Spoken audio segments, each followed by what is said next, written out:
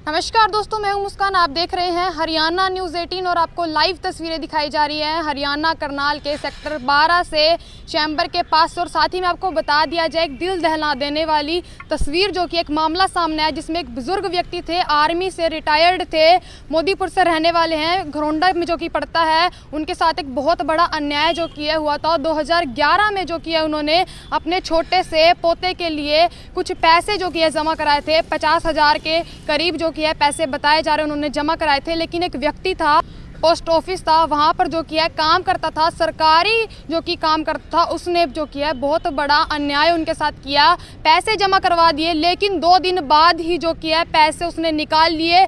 गलती उसने सिर्फ ये करी कि पैसे निकालते टाइम छोटे बच्चे के नाम पे जो किया पैसे निकाले। बच्चा जो कि है 8 साल का था। ये मामला हम पूरा जानेंगे, क्या कुछ ये मामला था। हमारे साथ एडवोकेट गुलशन शर्मा जी मौजूद है। उन्होंने जो किया है इस केस को लड़ा और उनको जीत दिलवाई। बुजुर्ग जो कि है बहुत टाइम से परेशान थे, उनकी मदद करी, उनसे खास बातचीत करने का प्रयास करेंगे।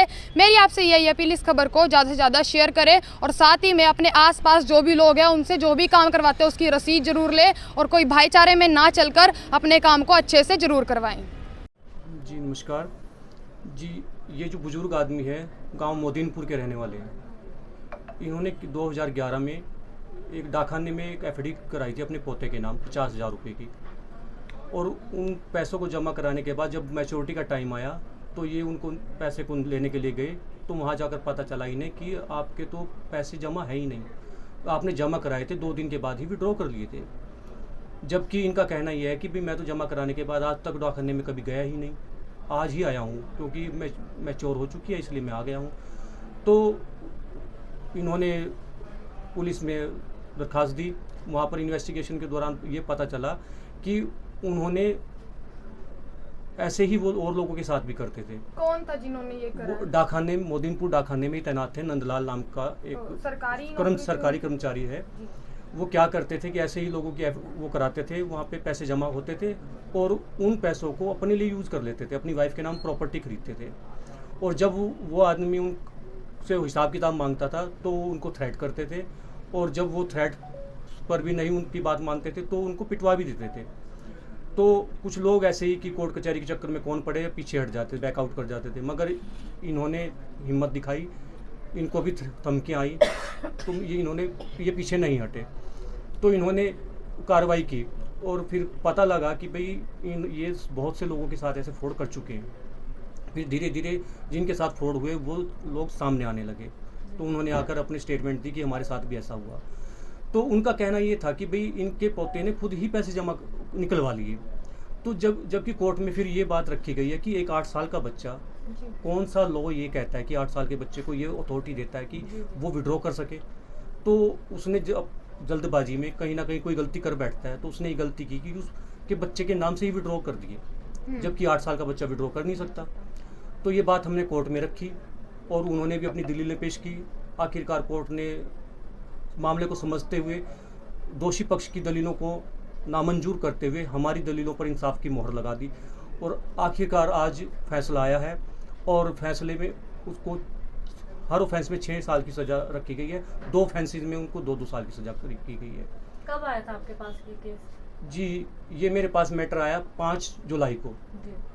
इससे पहले 2015 से ये मैटर कोर्ट में ही था विचाराधीन, मगर इनका मेरे साथ जो विजिट हुई तो 5 जुलाई को हुई फर्स्ट टाइम। 5 जुलाई से अब तक जो कुछ मुझसे बन सकता था, जो भी एज पर लॉ हो सकता था, वो इनके लिए किया गया। और आखिर ये एक सच्चे इंसान है और सच्चाई की जीत हुई है। तो जिस तरह आप एक एडवोकेट हैं और एक 8 साल के बच्चे, अगर दूसरे पक्ष की बात करें, 8 साल का बच्चे ने क्या मतलब वो विड्रॉ कर सकता है, पेरेंट्स के भी सिग्नेचर या अंगूठा किसी के चाहिए होंगे, ऐसे में उन्होंने क्या कुछ कागजात पेश किए थे? जी, होता क्या है, देखिए जब आदमी लालच में आ जाता है ना तो वो अंधा हो जाता है, उसको सही गलत का पता नहीं, पहचान नहीं हो पाती।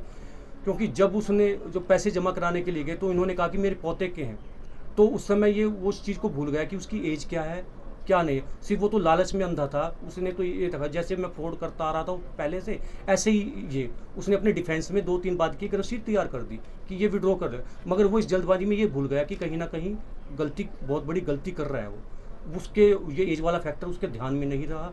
क्योंकि देखो कोई भी कितनी भी चतुराई कर ले, जब आदमी कोई गलत काम करता है तो कहीं ना कहीं गलती करता है।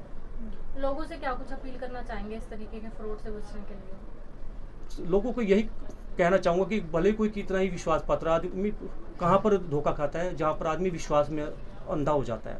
विश्वास करें मगर अंधविश्वास मत करें।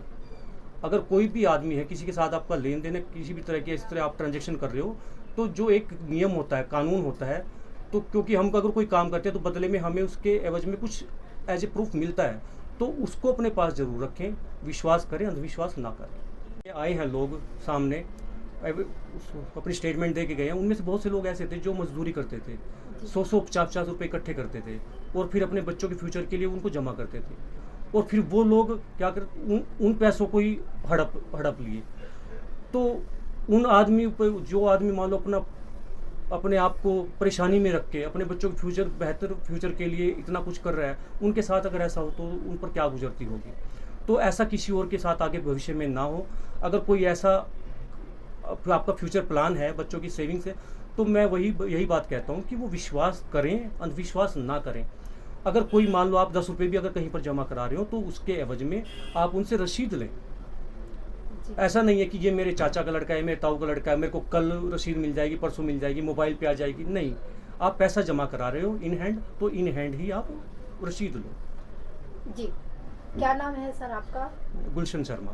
गुलशन शर्मा जी बाबूजी, क्या कुछ बताना चाहेंगे, क्या कुछ हुआ आपके साथ? थोड़ा सा स्लो बोलते हैं ये। ऐसा है कि मैं अपने पोते के नाम, वो हालत गरीबी थी, ठीक है। तो पढ़ रहा था, खर्चा पानी के लिए 50,000 जमा करा दिए इसके पास 3 साल के लिए FD। तो कापी मैंने अपने पास है, तो अपनी बहू को दिया। वो अनपढ़ है, इतनी नहीं जानती थी। वो 3 साल हो गए, तो इसने डेढ़ कनाल प्लाट लिया, घर वाले के नाम करवा दिया। जबकि पहले खाते डाकखाने में 400 के करीब थे। अब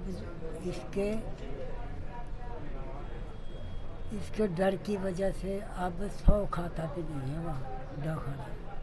कहाँ के आप रहने वाले हो, कहाँ पे आपने जमा? वहीं गांव में रहने, और इसके पास ही मैं बैठता था। गांव कौन सा? गांव आपका नाम, गांव का नाम? गांव मोदीपुर, डाकखाना में वही कहा था। तो 50,000 रुपये जमा करवाए थे आपने? हाँ जी, 3 साल अपने पोते के नाम पे? हाँ जी। तो आपको कब पता चला, कब आप गए थे जानकारी लेने के लिए? जानकारी ऐसे मिली जी, हम गए गुजरात, टंकारे,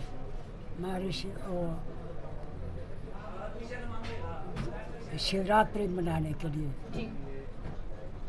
महर्षि दयानंद के वहाँ जन्म थली है, तो वह वापस आए। मियाँ बीवी भी साथ के थे, इसके भी बच्चे गए थे, भाई के भी थे। तो वहाँ से जब आए तो मैंने कहा भाई हिसाब कर लो किराया कितने लगा है। इसने कहा 1400 और दो। मैं कहा भाई हम तो बूढ़े आदमी थे, हमारे को सिटीजन कार्ड था, तो रेलवे को उस टाइम कुछ माफ था। मैं इतनी तो नहीं लगती, 2100 तो नहीं लगता, जगह जगह 1200-1300 लगता होगा। तो वहाँ पंजूरा भूतपूर्व सरपंच है, मैं उसके पास गया। मैं ऐसे थे यार, तुम्हारा प्रोडक्ट तो ऐसे कर रहा है। बोला और बात सुन, तेरे का पड़ोसी की और अपनी डाकखाने की हैं, क्या पता उसको पता था। तो मेरे से भी ये कहा, मैं कहा मेरी तो है 3 कापियाँ, एक पोते की है, एक घर वाली की है। क्या पड़ोसियों के तो उसकी भी ले लो। उसी दूसरी देर अपनी गाड़ी में डाकखाने में आए, कापी दिखाई अपने लड़के ने, वो मन बुद्धि है, उसके पैसे जमा थे, घरवाली के किस्तवार जमा करती थी, उसका खाता नहीं था बिल्कुल। प्राइवेट कापियाँ बना रखी थी, वह लगा देता था, वह लगा देता था और आपको दिखा देता था ये तुम्हारे जमा हुआ। लेकिन बड़े डाकखाने में नहीं थे। जब मैं अपने शुभम के नाम वाली कापी दी तो उसने चेक किया, बोला और सरदार जी बापू ओ कहने आपको लगा। कब पता लगा ये सब चीजें कि आपके साथ फ्रॉड हुआ है? आपको कैसे पता लगा, कब पता लगा, फिर आपने पहला स्टेप क्या लिया? आप सुना तो दिया, वो सरपंच ने कहा अगर कापे डाकखाने के हैं, मैंने तो वैसे कहा था भाई किराया इतनी तो नहीं होना चाहिए, मेरे से ज़्यादा मांग रहा है, लेकिन